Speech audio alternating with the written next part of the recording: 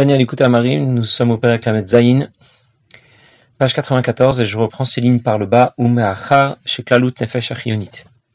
Parlons dans ce Perek de quelle façon atteindre l'objectif pour lequel le monde a été créé. Dieu a un projet, un objectif à atteindre, et toutes les directives qu'il nous donne ont pour objet de nous amener à atteindre cet objectif. L'objectif, c'est de faire de ce monde un monde dans lequel le divin va apparaître. Et Dieu nous demande d'intervenir pour que ce Gilouï ne soit pas seulement superficiel, temporaire, Hitzoni, comme c'était le cas au moment de Matan Torah. Dieu souhaite que nous soyons ses associés, que les choses viennent par le bas dans la création. C'est ça que nous avons parlé au tout début du Perek de Ma'asenu va'avodatenu. Comme on comprend très bien que lorsque quelqu'un reçoit un héritage ou s'il gagne au loto, on n'est pas certain, on n'est pas sûr qu'il finira par conserver cet argent. Il risque de le perdre. Par contre, quand c'était le fruit de son travail et de ses efforts, alors on sait qu'il va y faire attention et que ça va plus s'inscrire dans la durée. Eh bien, c'est ce que veut Akadosh Baruch Hu. Il ne veut pas que les choses se passent d'en haut uniquement, comme c'était le cas au moment de Matan Torah. Il veut que nous participions pour que les choses s'inscrivent, soient gravées, que le Gilouï d'Akadosh Baruch Hu, que la révélation de Dieu dans ce monde se fasse de façon permanente, totale et permanente. Alors, grâce à quoi on va réaliser tout cela? Eh bien, grâce à la pratique de Torah et Mitzvot, des Mitzvot en particulier, et nous avons déjà expliqué que les Mitzvot auront un impact direct sur l'objet utilisé pour accomplir une Mitzvah. L'Admor Zaken a donné 3 exemples. Le klaf, le parchemin sur lequel on a écrit les tfilin, mezuzah, sefer Torah, le etrog avec lequel on a accompli la Mitzvah pendant les jours de Sukkot, et la tzedaka que l'on a pu donner. Un autre impact direct des mitzvot se fait sur le corps et sur l'âme animale.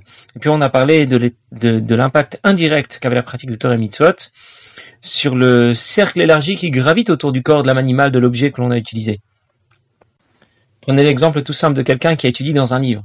Eh bien, pour faire ce livre, il a fallu du papier. Pour qu'il y ait un papier, il a fallu des arbres. Il a fallu des usines qui vont transformer l'arbre en papier. Il a fallu des bûcherons qui ont coupé le bois, etc. Il y a tout un système derrière qui a maintenant basculé du côté de l'Akdusha parce que quelqu'un est assis devant un livre et qu'il est en train d'étudier la Torah. Il a accompli la mitzvah d'étudier la Torah.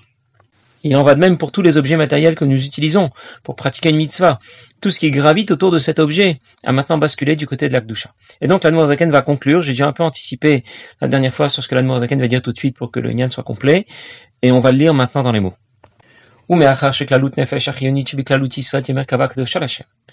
fois que l'ensemble des nefashot abémiot, l'ensemble des nefashot de Bnei Israël seront soumis à Kadosh Baruch Hu comme un char devant son conducteur, alors c'est l'ensemble de l'énergie que Dieu apporte à la création, chez Klipat Noga Arshav, qui est appelé Klipat Noga, qui pour l'instant qui au départ n'avait pas basculé du côté de l'Akdusha, mais qui alors va sortir de l'impureté dans laquelle elle se trouvait pour basculer du côté de l'Akdusha, s'élever du côté de l'Akdusha. Et alors Dieu se révélera dans ce monde matériel, puisque ce qui était une klipa auparavant, qui donc caché, voilé la présence, l'existence de Dieu dans la création, eh bien, va finir par apparaître, et Dieu apparaîtra dans sa gloire, dans son kavod, dans l'ensemble de la création. Israël yiru ayin bayin ke Matan Torah. Et alors, on verra Akadosh Baruch Hu, comme c'était déjà le cas au moment de Matan Torah, sauf qu'au moment de Matan Torah, c'était temporaire et provisoire, et lorsque Mashiach viendra, eh bien, ce sera permanent et définitif. Pourquoi? Parce que, entre-temps, eh bien, nous avons participé à ce projet et la révélation de Dieu est différente qu'au moment de Matan Torah, elle ne vient pas que d'en haut. Maintenant, elle viendra d'en bas. Contrairement à Matan Torah où c'est Dieu qui s'est montré au Bnei Israël pour qu'on sache que Hashem Elohim, il n'y a que Dieu, Einon Milvado. Mais auparavant, c'était seulement le fait de Dieu. Maintenant, ce sera le résultat de notre effort. Alors, va Yédézé. Une fois que les clipotes, que Klipat Noga va basculer, va s'élever du côté de l'Akdusha, alors les 3 Klipot Atmeot vont disparaître. Les 3 Klipot Atmeot, ça veut dire ce qui représente le mal dans sa dimension la plus totale, le mal qui ne peut pas rejoindre l'Akdusha, va disparaître parce que il n'existe que grâce à Akadosh Baruch Hu, mais il s'oppose à Akadosh Baruch Hu. Il lui fournit qu'un intermédiaire. L'intermédiaire qui va permettre de lui transférer l'énergie que Dieu apporte à la création, y compris au Shalosh Klipot Atmeot.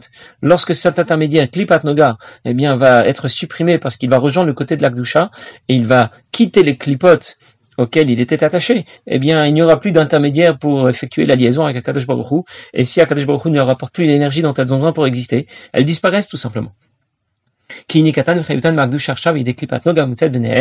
que dit tout de suite l'Admor Zaken, les 3 Klipot Atmeot ne puisent l'énergie dont elles ont besoin pour exister, pour fonctionner, que de la Kedusha à travers l'intermédiaire qui est appelé Klipat Noga.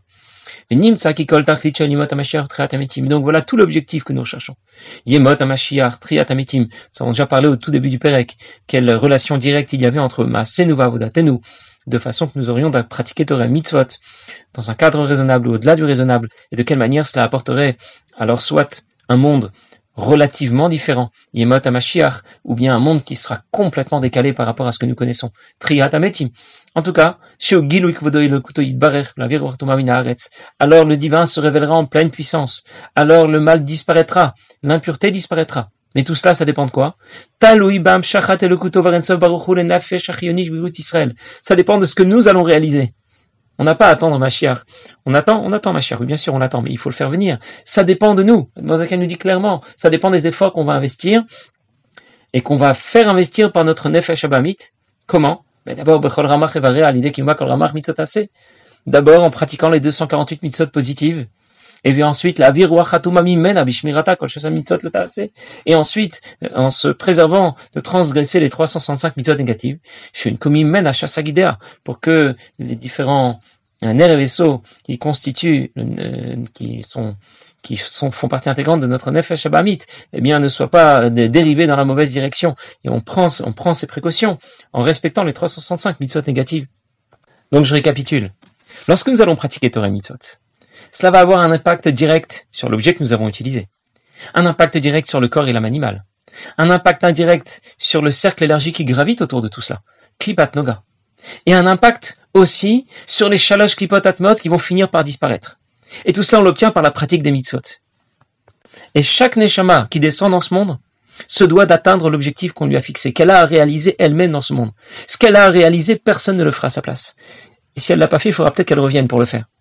Ce que va nous dire tout de suite Admor Zaken, chacun a sa mission particulière dans ce monde, et personne ne fera la mission de l'autre. On ne doit pas chercher à imiter les autres, à regarder ce que les autres font et dire, tiens, moi aussi, je vais faire un peu comme lui, je vais faire un peu comme l'autre. Chacun a sa mission particulière, et dans laquelle il doit s'engager, et c'est là où on l'attend. Qui klalut Israël, Shem Shishim Ribon Neshamot Pratiot. L'ensemble des Bnei Israël. Ce sont 600 000 Neshamot. Klalut Achayut chez Klalut Haolam, Bishvilam Nivra. Eh bien, c'est par eux que transite toute l'énergie que Dieu apporte à la création, puisque c'est pour eux que le monde a été créé. Frol Prat même ou Kolal Shayach Lo Achayut shel Chelek Echad, Mishishim Ribo, Klalut Haolam. Et donc, chacune des 600 000 parties de la création qui reviennent à cette Neshama va être élevée, dépend justement de l'intervention de cette Neshama. Et personne, une Neshama ne peut pas intervenir sur le domaine de l'autre. Qui dépend directement des efforts auxquels va s'engager le Nefesh Achiyonit, l'âme animale, lorsqu'elle va accomplir une mitzvah, lorsqu'elle va utiliser ce monde pour que le corps puisse vivre, pour que son âme animale puisse vivre, pour pouvoir servir Dieu, de même. Par exemple, lorsqu'il va devoir manger, lorsqu'il va devoir boire, ou ce genre de choses, tout le besoin physique du corps. La maison dans laquelle il habite, tous les meubles et tous les objets qu'il utilise dans la vie courante, eh bien c'est tout cela qui va basculer du côté de la Kedusha. Et de la même manière qu'il existe 600 000 neshamot dans l'ensemble du peuple juif, eh bien il existe aussi 600 000 domaines particuliers dans la création qui reviennent à ces 600 000 neshamot, et chacune se doit d'accomplir d'atteindre l'objectif pour lequel cette neshama descend dans ce monde. Là, nous avons déjà vu la dernière fois, nous avons parlé de 600 000 neshamot, en vérité, ce sont des troncs communs de neshamot. Shishim Ribon Neshamot Pratiot Elohim Shorashim. Ces 600 000 neshamot sont des troncs communs de neshamot. Chol Sheresh Mitralek, les Shishim Ribon Nitzotzot. Chaque tronc se subdivise en 600 000. 600 000 au carré, on était, je crois, 360 milliards. Chez Kol Nitzutz ou Neshama Achat. Et chaque étincelle, c'est une neshama. Mais une seconde, cette neshama se subdivise encore en différents niveaux. Neshama, Chen Benefesh, Ruach. Et Bechol Olam Arba Olamot Atzilut Bria Yetzira Asiya. Dans chacun des mondes de la création. Puisque Nefesh va plutôt correspondre au monde de Asiya, Ruach au monde de Yetzira, Neshama au monde de Bria, et Chaya Yechida qui vont correspondre plutôt au monde de Hatzilut et au-delà du monde de Hatzilut. Ça veut dire que chaque Nitzutz, chaque étincelle nishmatique a une mission qui l'attend. Et personne ne fera les mitzvot qui lui incombent à sa place, personne n'atteindra l'objectif qu'elle a à accomplir à sa place. Chacun se doit d'accomplir entièrement et scrupuleusement l'ensemble de la mission qui lui a été confiée. Et c'est pour cette raison que la Neshama descend dans ce monde. Ce que dit tout de suite l'Admor Zaken. V'chol nitzutz lo yarad le'olam hazeh. C'est la raison pour laquelle la Neshama descend dans ce monde. Elle ne descend pas de ce monde pour aimer Dieu davantage. Elle ne descend pas dans ce monde pour craindre Dieu davantage. Parce qu'avant de descendre dans ce monde, avant qu'elle n'intègre un corps physique, eh bien, elle aimait Dieu et elle craignait Dieu beaucoup mieux qu'elle ne pourra le faire dans ce monde. Alors pourquoi est-ce qu'elle descend dans ce monde? Alors qu'il s'agit d'une descente vertigineuse pour notre Neshama. Nous en avons déjà parlé dans un autre shiur. Et pourtant, on lui demande de descendre dans ce monde pour élever le corps et l'âme animale dans lequel elle va se retrouver. C'est un exil pour la Neshama. Même si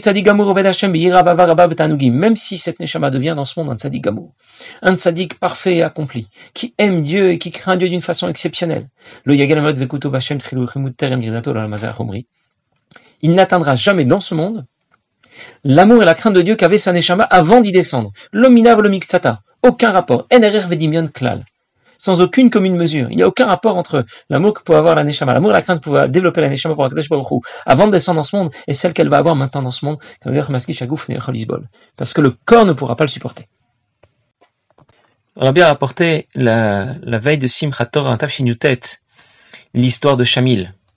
Shamil, c'était un chef de la résistance dans le Caucase.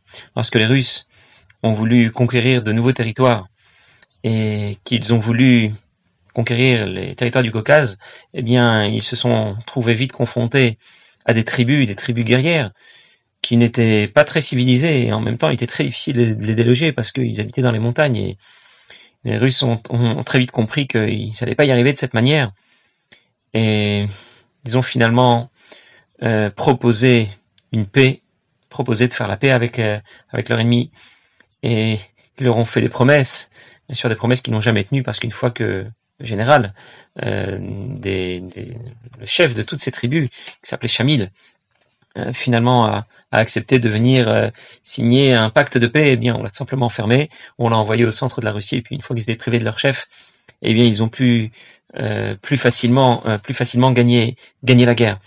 Et lorsqu'il était si loin, eh bien il se rappelait la belle époque où il était libre, il pouvait aller où il voulait dans les montagnes où il habitait. Et il était libre de ses faits et gestes, alors que maintenant il se retrouve enfermé en prison. Et il avait tellement de nostalgie pour cette époque où il était libre, qu'il a composé cette mélodie, que l'on appelle Shamil, cette mélodie, ce nigun, qui vient nous dire, qui commence sur un air très nostalgique, mais qui termine avec beaucoup d'espoir, qui termine avec l'espoir que finalement, la liberté finira par être retrouvée.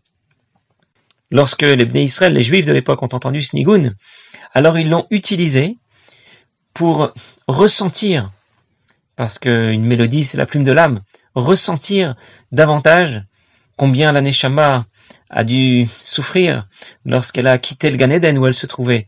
Elle se retrouve maintenant en prison, dans un corps, dans une âme animale. Avant de se retrouver dans ce corps et cette âme animale, elle ne faisait qu'un avec Akadosh Baruch Hu. Et maintenant, lorsqu'elle est en bas, elle est prisonnière du corps et de l'âme animale. Et quand un juif y réfléchit, eh bien, il a beaucoup de nostalgie pour la situation spirituelle précédente dans laquelle se trouvait sa Neshama, avant qu'elle ne descende dans ce corps. Et elle a l'espoir que plus tard, finalement, elle atteindra son objectif. La Neshama atteindra finalement l'objectif pour lequel on l'a envoyé dans ce monde.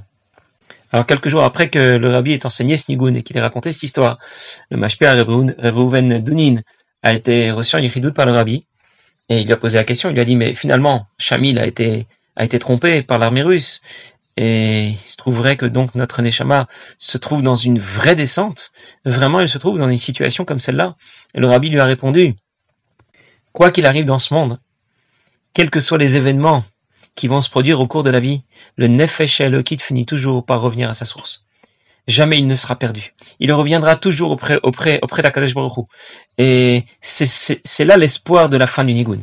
C'est l'espoir qu'exprime le nigun dans dans son dernier passage. L'espoir que finalement, la Neshama reviendra auprès d'Akadosh Baruch Hu, jusqu'à ce que l'objectif pour lequel elle est venue dans ce monde sera finalement atteint. Tout cela, le Rabbi rapporte en Torah Menachem Chelek Chav Dalet.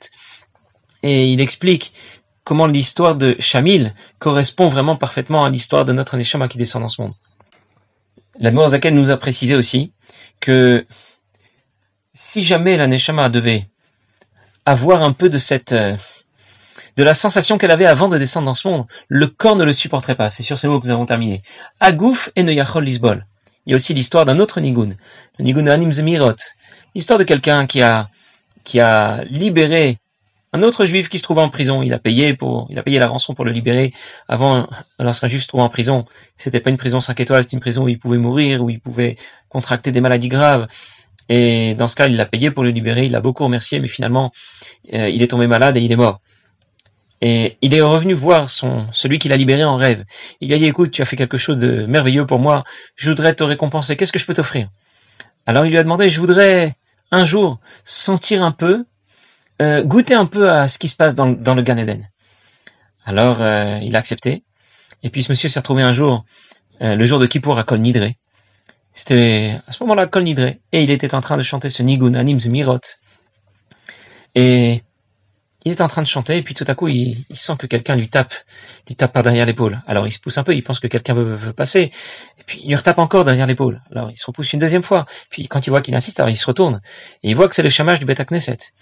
Et le Shamash qui lui dit, monsieur, ça fait déjà longtemps que Neila de Yom Kippour est déjà passé. Alors laissez-moi fermer la synagogue, que je puisse partir, que je puisse moi aussi rentrer chez moi. Je voudrais bien aller manger après le jeûne. Ça veut dire que il a été transporté. Le corps n'a pas pu le supporter. Pendant tout Yom Kippour, il est resté dans l'atmosphère, dans l'ambiance de Snigun, dans l'ambiance du Gan Eden. Et le corps ne l'a pas supporté, le corps était complètement absent de tout cela. Tout cela pour nous dire le décalage énorme.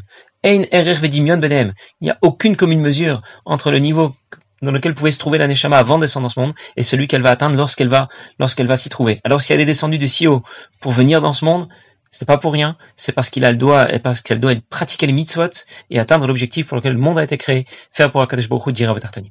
Passez une bonne journée.